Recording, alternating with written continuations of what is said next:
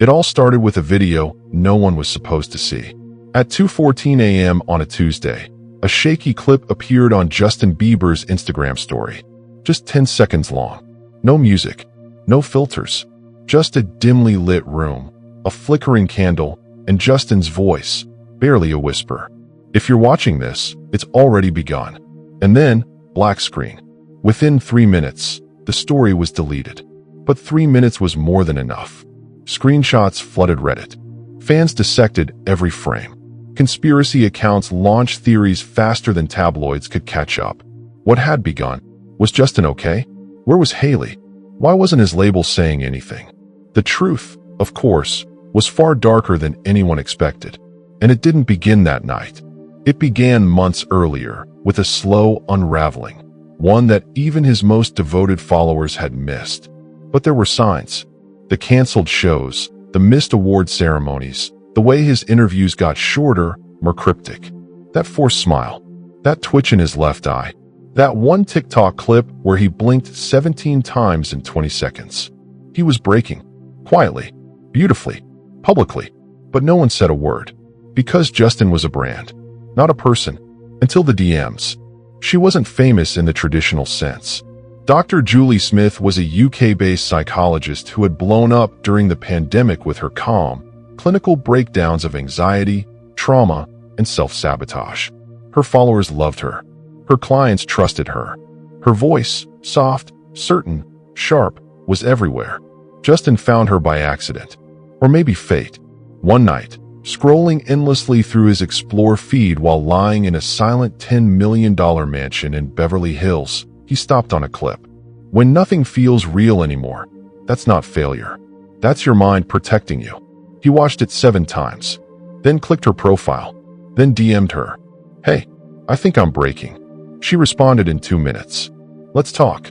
That was the beginning of something no one could predict, and that Justin would later describe as a doorway I was never meant to open. By the time their first video call ended, something in him had shifted. Julie didn't ask the usual questions. She didn't offer platitudes or positivity. She challenged him, gently, methodically, clinically. She spoke about root fractures in identity, celebrity trauma, and persona collapse. For the first time in months, maybe years, he felt seen. And she had one condition: total privacy. No assistants, no PR managers, no recorders. Just you and me, Justin. He agreed. That night, he called Haley and told her he was going away for a while. Not on tour, not on vacation, but to heal. Weeks passed. He went dark on social media.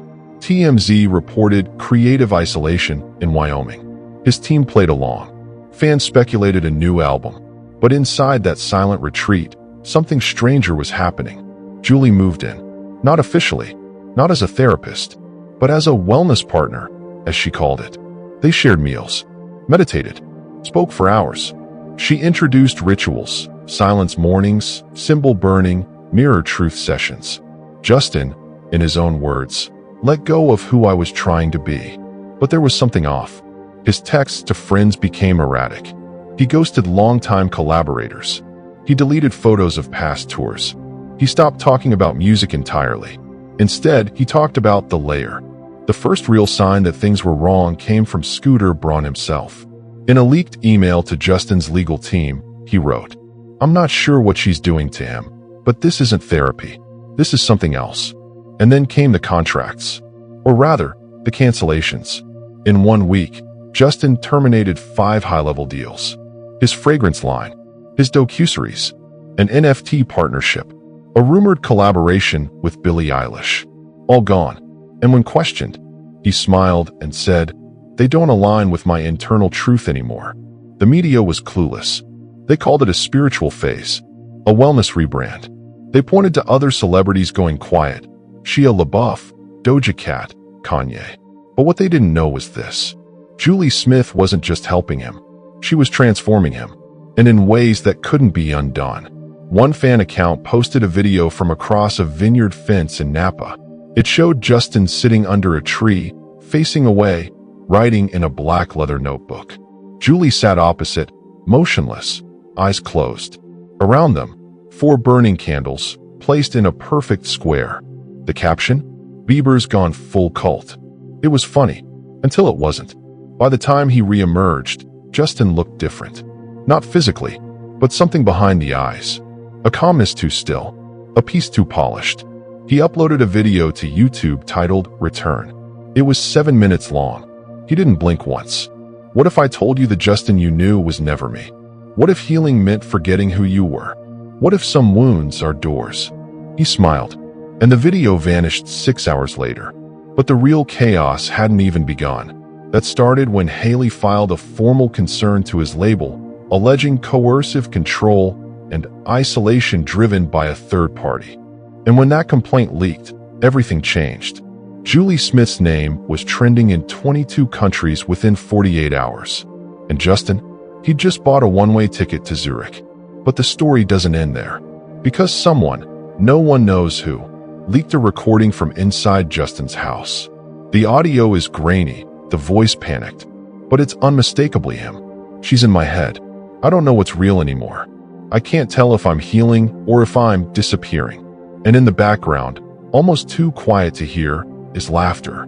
3 days after Justin's audio leak hit the internet, Dr. Julie Smith deleted her entire online presence. TikTok, gone. Instagram, vanished. Her website displayed a white screen with a blinking cursor. And the URL that once read drjuliesmith.com now redirected to a cryptic phrase. The self is not a destination. Was she hiding? Was it damage control? Or something far more calculated? Inside the Beverly Hills mansion, Justin remained off the grid. No phone, no email, just a journal, a security team that answered to no one, and a thickening fog of confusion that even he couldn't fully understand. Because something strange was happening. He no longer remembered writing the last 3 songs in his notebook. He'd wake up to unfamiliar handwriting in the margins, whole verses that didn't sound like him at all. He asked Julie about it once, during a meditation session under a candlelit mandala she'd arranged in the guest house. She smiled. It's your subconscious speaking. Let it. But the words didn't feel subconscious. They felt planted, like seeds he hadn't agreed to grow. A former backup dancer for Bieber, who asked to remain anonymous, came forward with a story to Rolling Stone. He claimed he was invited to the house 2 weeks earlier, under the impression that Justin was holding a healing circle with old friends. But when he arrived, no one was allowed to speak. Phones were taken. Julie greeted them in silence, wearing a white robe. There were 9 people seated in a circle. One of them was crying. Another was repeating Justin's lyrics, backwards. The dancer left within 15 minutes. I don't know what that was, he said. But it wasn't therapy. And it definitely wasn't Justin. Meanwhile, Julie had started hosting dream sessions at an off-the-map estate in Big Sur. These weren't open to the public.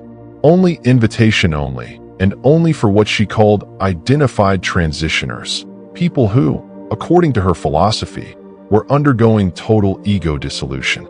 Somehow, Justin had become her poster child, though she never said his name. She didn't need to. Things escalated when Justin's longtime friend and pastor, Carl Lentz, publicly expressed concern. In an interview with The Atlantic, he said, "I've walked with Justin through a lot, but this feels different. It's like he's trying to become someone else, or disappear entirely." The breaking point came when Justin refused to attend his own birthday gathering. Not a party, just a quiet dinner with family. He sent a single message in response. Birthdays are rituals of the past. I've detached. Inside the mansion, Julie had begun introducing layer training. She claimed that modern identity was a lie, that fame was a trauma response, and that true healing required total disassociation from the constructed self. She used mirrors, mantras, sleep deprivation, even fasting. One housekeeper, who quit 2 days after Julie moved in, later said she overheard Julie telling Justin, "Every part of you that's famous is a wound that hasn't closed." He nodded. Then, reportedly, he burned a box of old tour merchandise in the backyard fire pit. But something was off. During one of their daily sessions, Julie handed Justin a sealed envelope. Inside was a photo, grainy, distorted. It showed a younger Justin, maybe 14 or 15, backstage with an unknown older man. On the back, scribbled in red ink, You already know. Justin stared at it for an hour. He didn't speak for the rest of the day. That night, he had a nightmare. He was standing on a stage, completely alone, performing to a stadium full of mannequins. No eyes, no faces, just hollow plastic staring back. Julie stood in the front row, clapping. The next morning, he wrote a note in his journal. I don't remember the last time I dreamt my own dream. And he wasn't alone in his unease. The legal team for Bieber's record label sent an official request to meet with him face-to-face, citing concerns about altered contracts, psychological instability, and abnormal behavior. Justin declined. Julie responded for him. He's in a sacred cocoon of growth. Interruption would reverse everything. But the real shock came 2 days later, when a previously unseen Instagram account under Justin's name, at Ego is a Virus, uploaded a 5-minute black and white video. In it, Justin sits cross-legged on the floor, eyes closed. He whispers, "What if fame was the infection and she was the cure?" Behind him, for a brief second, a whiteboard is visible. Written on it, Phase 2 begins, June 23rd. Theories exploded. Was Julie manipulating him into a mental breakdown? Was this some new age cult operation? Or was Justin finally healing, and the world just couldn't accept a version of him that didn't cater to their expectations? The truth was more complicated, because beneath all the speculation, one thing remained unknown. What was Phase 2? The answer would come sooner than anyone expected, and when it did, it wouldn't just reshape the story of Justin Bieber. It would redefine the meaning of control, celebrity, and the dangerous psychology of influence in the age of digital worship. But by the time the world found out, it would already be too late. It was June 23rd, the date scribbled on the whiteboard. The date Justin had whispered in the now infamous video. The date labeled Phase 2. No one knew what that meant, but everyone waited. And then, at precisely midnight LA time, Justin Bieber's official YouTube channel went live. Not a post, not a premiere, a live stream. Black screen, faint hum, no voice, just a ticking sound, rhythmic, pulsing like a metronome or a bomb. 10 minutes passed. Then came the image. Justin, dressed in white, standing in the center of a dimly lit circular room. Around him, 8 chairs, all empty. The camera slowly zoomed in. He was holding something in his hand, a notebook, his journal, and for the first time in weeks, he spoke. This isn't a goodbye. It's a remembering. What followed was 22 minutes of stream of consciousness speech, drifting between confessions, philosophy, and strange symbols drawn on cue cards. It was hard to follow, but one phrase kept repeating. The ego dies screaming, but the soul whispers. The video cut out. Within hours, conspiracy threads erupted. Some claimed it was a coded message. Others swore the room he was in resembled an underground chamber at East Salem in Big Sur. One user posted a chilling theory that the metronome ticking in the background aligned with Morse code. The phrase, "reveal her." Was Justin trying to warn people about Julie? Or was this all orchestrated by her? 3 days later, the answer came, and it shattered everything. Because the truth wasn't that Justin was brainwashed, or that he had joined a cult. The truth was that Justin wasn't the victim. He was the architect. A leak emerged from a former therapist who had briefly shadowed Julie Smith during her training years in London. She released emails dated back to 2019, years before the supposed spontaneous DM from Justin. Emails that showed Julie had reached out to Bieber's management team first, not the other way around. She had pitched a concept called Project Rebirth, a psychological performance art campaign involving emotional detachment, brand destruction, and narrative rebirth through mental disintegration. The star subject? Justin Bieber. He had never replied, until 4 years later when he messaged her. Coincidence? Or destiny? Investigators began digging, and what they uncovered blurred the line between therapy and theater. A shell company registered in Switzerland, Interlayer Foundation, was linked to both Julie and a silent co-owner under the alias J.D. Pierce. A forensic analysis of banking records revealed Pierce was, in fact, Justin Drew Bieber. Julie hadn't manipulated him. He had funded her. The wellness retreats? The healing videos? The cryptic diary entries? All scripted, all rehearsed, all performed. But why? Why would one of the most famous musicians in the world dismantle his image, stage a breakdown, and pretend to be psychologically transformed? Why create chaos and vanish from the spotlight? The answer was in a single, unpublished interview. A private discussion recorded with Julie and Justin, recovered from a wiped hard drive found in a burned-out villa in Northern California, where the two had reportedly spent several weeks in isolation. In the audio, Julie asks, "Do you think they'll believe you when it's over?" Justin responds, "No, that's the point. They believed the lie for a decade. This is the truth, even if it looks like fiction." Julie laughs softly. "And the voice recording? The crying? The possession? All of it. I studied panic states. We rehearsed every breakdown. The voice memo was the climax. And Haley, a pause. She'll forgive me when she understands. It wasn't therapy. It wasn't even art. It was revenge." Justin Bieber had grown up inside a machine, built by media, packaged by corporations, consumed by fans. He had been molded, sold, and worshipped, never asked who he really was. So, he decided to destroy the machine. Publicly. The reclusive Julie Smith, already skeptical of Western celebrity psychology, became his perfect co-pilot, not as a therapist, but as a performance director. Together, they engineered what they called the ego collapse arc. Every post, every breakdown, every whisper of madness. Designed, controlled, scripted, to teach the world a lesson. You don't own your heroes. But the plan had a flaw. Julie wanted the performance to end. Justin didn't. Some say he began slipping into his own narrative. That the persona he created, the detached, enlightened, whispering oracle, began to replace the man underneath. He stopped distinguishing between performance and reality. At one point, he told Julie, "Maybe the real me never existed.